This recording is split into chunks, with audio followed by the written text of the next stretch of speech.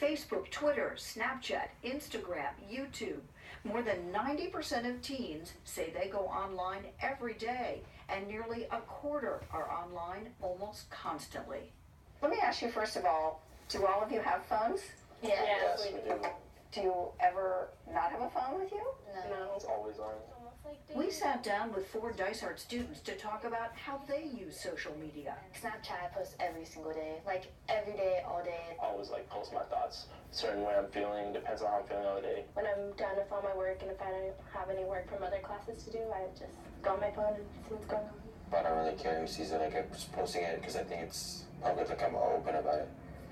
The problem for schools, what happens on social media doesn't always stay on social media.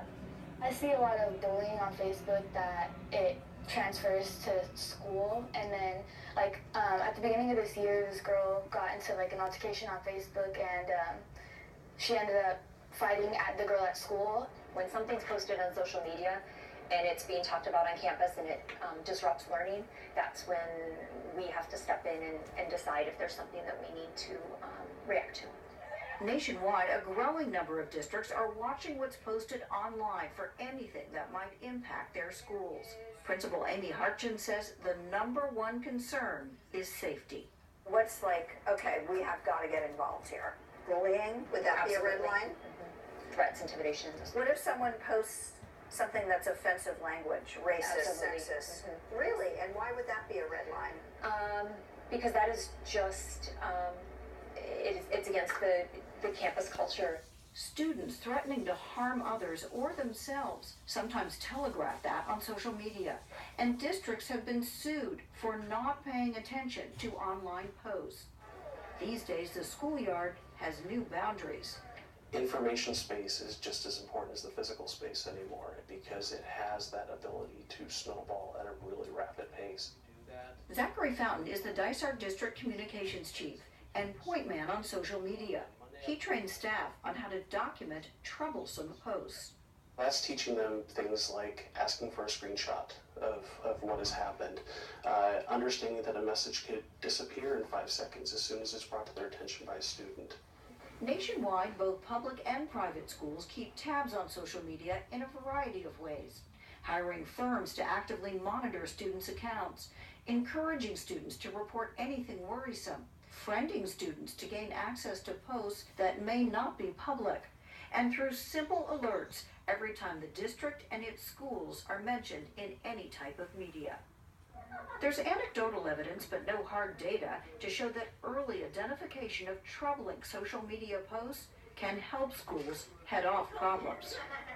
School officials here insist they are most concerned about safety. They're not trying to pry into students' lives.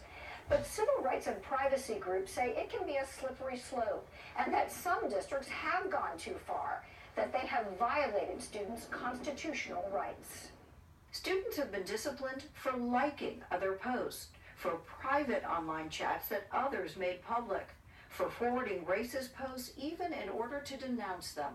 Schools need to think about how do we take on these issues in an appropriate way that doesn't have kind of the collateral damage effect of destroying students' privacy and free speech rights. Chad Marlowe is with the American Civil Liberties Union.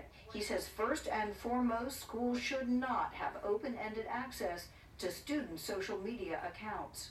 You're saying no phishing expeditions? No phishing expeditions. And the way to do that is by not allowing passwords to be turned over, what we call shoulder surfing. Log on your account and the teacher will stand over the student's shoulder and say, scroll, scroll, scroll. Are you asking students for passwords? No. So, or login information or anything? No. School Resource Officer Wendy Clarkowski is assigned to Shadow Ridge High School in the Dysart District. Her morning routine includes searching for school-related posts on social media. She's uncovered criminal activity. Young man had decided to bring some marijuana-laced brownies to school, and he advertised them on Twitter and meet me in the cafeteria. We got him with all the brownies still on him. And possible campus disruptions. Some kids were going to protest something they thought was unfair, and it was all over Twitter, so we were able to get kids that were leading it, actually the night before, so that they put an end to that so that it didn't disrupt the campus. But why isn't that their free speech right to protest something that they're not happy about? It is their right to protest, but it's not the right to disturb an educational institution. The ACLU's Marla worries about districts stifling free speech. It's very important to draw the line between punishing an action that occurs on social media versus thoughts that are expressed on social media. Once you start policing and punishing thoughts, you are into very, very dangerous territory. Two of the Dysart students we spoke with say they tread more carefully online after each posted a disparaging remark about one of their teachers. I made a reference to one of my teachers last year on Facebook, and I almost got a referral for it, for what I said about her, and then me and the teacher ended up talking, and now she's my favorite teacher ever. It was funny at first, but then I was like, okay, I need to take some precautions for next time when I'm angry about something, not mention names or anything. I could say English teacher as opposed to saying their name. So you're censoring yourself in a way, right? Yeah, kind of, yeah.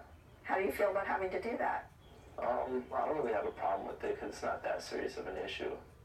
Superintendent Gail Pletnick insists the district is careful not to violate free speech or privacy rights. We're not crossing that line. We're not monitoring people 24/7.